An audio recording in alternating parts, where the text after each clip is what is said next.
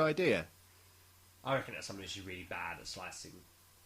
I have to disagree with Dave there. I think crinkle cut are amazing. You get more flavour in them. These big fat Walkers ones now that have got the deepest crinkles of any crisp ever, they're just so flavoursome. You get your mouth's exploding with flavour when you eat them. Do you think anyone buys them because they're the deepest crinkles? I do. Well, you looked at it and go, I'm not going to go for the half as deep. Not just going to have McCoys, because they're only a semi-crinkle. I want these big, bloody deep ones, and they're nice. It makes me want to piece them together. I've always wondered if anyone in the history of the world, and this has been on my mind for decades, whether anyone's opened a bag of crisps, and just not even intending to, poured them out maybe, and it's just a potato that you can piece back together like a puzzle, or whether it would be possible to do with a bag of crisps. I watched a video on how to slice potatoes for crisps, and I don't think it would be possible to do that because they're not sliced the way you'd expect them to be sliced. You don't get a potato and just slice down it with a knife. It's a rotation motion where you're basically peeling, and then it's one long peel and it breaks apart into smaller pieces. That's how you do it with your potato. Just one long piece of peel and then you just break it up into smaller parts. Yeah, I'm slightly disappointed with that. But so it'd take a lot of effort to piece them back together. You probably have to buy several bags and luck out that they're all the same one. Your best chance would be with kettle chips because apparently they're cooked in batches. So you don't want to do that with a bag of Walkers because it's just production line nonsense. You know the final piece to your crisp saw is going to be in someone else's bag. But if you do that with a bag of kettle chips, if you buy a whole box of kettle chips as they're coming into the supermarket, that's got to be just one bag of potatoes, surely. That'd be awesome if that was the case. I was going to ask you because I was looking for the world record for the biggest bag of crisps. Why wouldn't you? This was before you even knew we were doing the show. Yeah, it was just something I'd been reading, and it's not that big. I'm trying to find it now quickly. Where is it? Come on! But it's not that impressive a bag. It wasn't. I kind of read it. I just thought, hang on a second. World record bag of crisps. That's coming up on my already Googled history there. I just come up with the answer there. 51.35 kilograms. That's a big bag of crisps, isn't it? Is it though? Yeah, how much does a sack of potatoes weigh normally? 1 or 2 kilos, I think. Oh no, not a sack. Like a bag of potatoes. Like I've got a bag of potatoes on there, and I think that's a 2-kilogram bag. So a sack is perhaps going to be 10, maybe. So if we got 30 of them and made them into crisps and put them in a bag, we'd beat that record. It's going to be a big bag, though. Are you saying we're going to go for a world record here? It was saying it was also not including the bag, so I'm guessing the bag can be made out of anything. Because I would have thought the bag would have been, where are we going to get a tinfoil bag? Tell you what we're going to make the bag out of. We're going to make the bag out of What's Its Wafflers. It says with the bag it weighed 52 kilograms, so it's a big bag they used as well. Not that big, it's 750 grams, sorry. But yeah, the point is, it can't have been that hard, because you just get more potatoes and turn them into crisps, surely. I don't see, because this world record has stood since 2003. Did you watch that Heston Blumenthal thing that was on a little while back, where he was just making big everything? Made a massive biscuit, massive bowl of cereal, massive cup of tea. Yeah, I think I saw that. Did you not learn from that the biggest issue to these world record attempts for large foods is maintaining the integrity of the storage device? You got to make it out of crisp bag material, surely, or else it's cheating. It doesn't mention what they used the bag out of. They just say that it was There's made got to by be Seabrook potato crisps and did. Yeah. Oh, I forgot about Seabrook. They do a nice crisp. They do a nice. I think it's Canadian ham flavour. They might have to go into my top 5. But yeah. Surely there's a critical mass that a crisp packet can take. Well, if we just made it out of the sacks that the potatoes come in...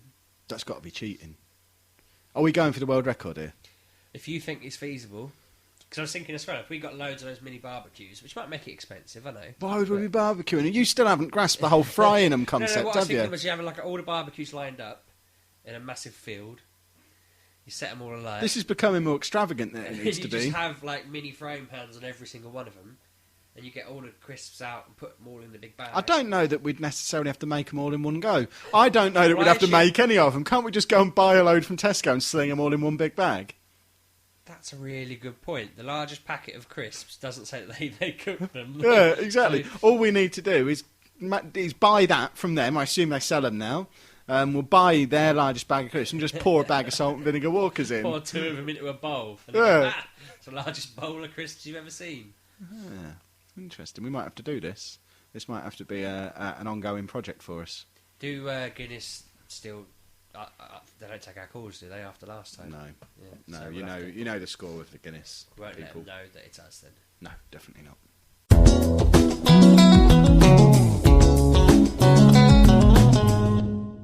Now, Sheepdog, best thing from wouldn't be best thing from if we didn't taste a beer. We should have done this earlier in the show, really. I've got such a dry mouth. Yeah, I was thinking that in the little break we had there. But What have you got there, little fella? this is called Piddle in the Hole. Can't you talk while you pour? Now, the reason I picked this one, aside from the slightly humorous name, I just kind of thought to myself, this has got to taste good for them to just associate it with piss. I mean, Let's hope so. If you perhaps poured it, we could have a taste. if you were worried, if you were worried at all about what people thought about it, you wouldn't. Is that red? If it is, that's a coincidence and a half, isn't it? That's a bizarre looking colour. The reason he's saying that's a coincidence is because on a very early episode of Best Thing from Season 1, Sheepdog brought a beer along for us to taste. What was that beer in the end, though, Sheepdog? Well, I thought it was a nice German beer that I brought back from Berlin that I got for €1 at the airport. Turned out to be cherry aid, didn't it? It did turn out to be cherry. I'm not sure if it was alcoholic cherry aid. We didn't tell the designated driver whether or not. It's got a good head on it. That's it. Let's have a little swig of that then. It's got a... It's meaty.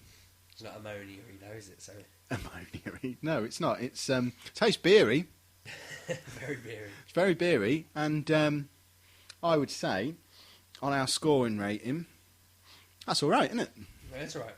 Awesome. I tried to get more locally ones. That's from not locally to us, but just like ones that are from a specific place, and they're not just like made in a factory somewhere or other, which is probably is, to be fair. But this is from Upton, Snodsbury, Peopleton, and Crowley. I was reading the names. I was thinking, what the hell? What's the name of the brewery? It'll say it on the front of the bottle. It says Wire Piddle Brewery. So this is their only beer, is it? Must be. I don't know. I think I got a wire Doesn't beer. say. So it's not their only beer then. Hold on, I bought some beers. Let me have a look. You might have guessed that our beer reviews aren't the best. But, I don't know. They get the message across. If anything's horrible, we tell you it's horrible. If it's all right, we tell you it's all right. it is alright, isn't it? It is all right. I'm surprised I haven't had that before. But are we going to do our table again on the site like we did on our old one? We could probably do a table, couldn't we? If we could find the old table. You'd have to find that. Yeah. That'll be somewhere in your file system. Sheepdog's got a massive filing cabinet at home where he's got transcripts of all the old shows. So if you have a route around in there... A lot of expletives. But yeah. we also used to have another table, didn't we? Are we going to do that this time? I doubt it, 'cause we ain't going anywhere, are we? We can't really rate football grounds when we're not going to see them. We could try. That looks alright on telly. Yeah. I was watching... Do a virtual tour. I was watching the game at Wembley the other day, the Champions League final. Wembley looked alright. Yeah. We'll give it on a scale of 1 to all right. Yeah. And this beer's all right. What was this called again? Remind me? Piddle in the something? Piddle in the Hole, I think. Piddle in the Hole. Which, yeah, I think they have proven that. Have you done the right thing and started us off with a fairly weak one? Bear in mind, we're knocking up... 3.6. That's all right. It tastes stronger. It's definitely got some oomph to it, hasn't it? It's an amber ale. Originally only available in pubs in the surrounding villages of the Wire Piddle Brewery. There you go. So that's about it for our first show back, Sheepdog. Already? Yeah. Was it exciting? Did you enjoy it? Do you want crisps now? I do. It was good. I do wish we'd brought more crisps so that we could have planned that a bit better and maybe We got some onion rings that we ate while we were having our tea before we started recording. I didn't have any crisps. Well, Anna ate a few of them as well. Crisps. No, there's still some of these. In fact, these crisps do bring me. Hold on. Where are they? These ones do bring me to the final pressing question. So what does it say on that bag? Potato chips. What's the difference between a potato chip and a crisp? Because when I was looking around Wikipedia, different places call them different things. Because apparently, It's an Americanism. now if you go to America, well, this bag was purchased from Tesco, UK. If you go to America, a potato chip is what we would call a crisp. Yeah. They don't have crisps, as far as I know. But here, we call crisps just about everything. That's crisp, isn't it? It's a bag of crisps, even though it's a potato chip. Apparently, officially, if it's potatoes that have been ground up and then shaped into something, we call them chips as well, apparently, which I didn't know. Yeah. And I've got, also, because this is where my Wikipedia... I was Wikipedia surfing? Wikipedia, bloody beers set him. I was Wikipedia surfing off the back of this, because I've got a potato chip, which is known as a chip in American, Australian, New Zealand, Canadian, Singaporean, Hong Kong, South African and Jamaican English. It's known as a crisp in British English and Hiberno English. What's Hiberno? That's exactly where I ended up. You, of all people, should be familiar with what Hiberno English is, because Hiberno English is also sometimes referred to as Irish English, and it's a dialect of English written and spoken in Ireland. I've never heard it be called that before. Yeah, there you go. So it's crisps in Hiberno English as well. So being a predominantly Hiberno English-raised person, because I spent most of my life with Irish people growing up at my nan's a lot of the time. My mum and dad do at work.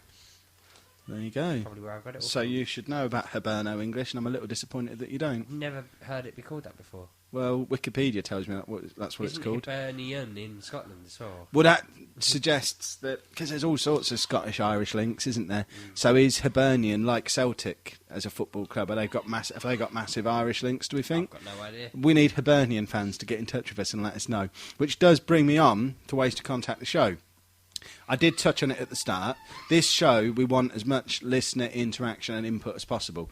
We've got enough topics to get us through the next few shows, but we need input on what to do for future topics. So if you want us to do a show on Hiberno English, or the links between Scottish football clubs and Ireland, let us know. Also, when we tell you what topics are coming up, let us know about them as well. Give us questions. We had quite a few questions from the listeners that I've basically generated through a couple of days of nagging for them on Twitter. But I'd like to get to the point where I don't have to nag for those questions. So when we tell you what an upcoming topic is, send us in your questions you've got about it. It'll help us sort of mould the show around the pressing issues that you guys have, such as Desert Island Crisps. So the ways you can do that, you can follow us on Twitter at bestthingfrom, or you can email us at kevinsteve@gmail.com. And unlike on our other show, I actually have access to those emails as well. I probably won't ever check them. I've given Sheepdog the login. I'll try and check them. You're a good boy. You can follow me on Twitter at Lelujo. I'm at RB6K. And while you're tooting around on your internet box there, why not listen to some of our other shows? Mature Gamer Podcast, which is me and him. Also, within our Mature Gamer umbrella, we have Mature Gamer Bits and PCs, which is some other folk talking about computers and games and stuff, and Mature Gamer Night Shift, which, as of last time I checked, is taking iTunes by storm. So listen to all them as well. That's if you like games. If you don't like games, probably just keep listening to us. You look like you got something wise to say about that. I've never seen you stick your bottom lip out as far as you just did there. I don't quite know what facial expression you were looking to do. Yeah, just listen to us. Exactly.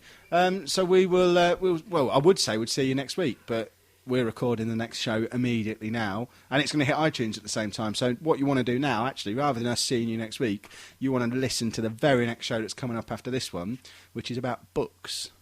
So don't email in book questions, because we've already got them all. We asked for them on Twitter as well. But in future, this is the point where I tell you what to email us about. So there. Yeah. Books, Sheepdog. Get ready to talk about books. You've got a 5-minute break, and then we're going to be on it. See you soon, everyone. Toodle pip. Bye.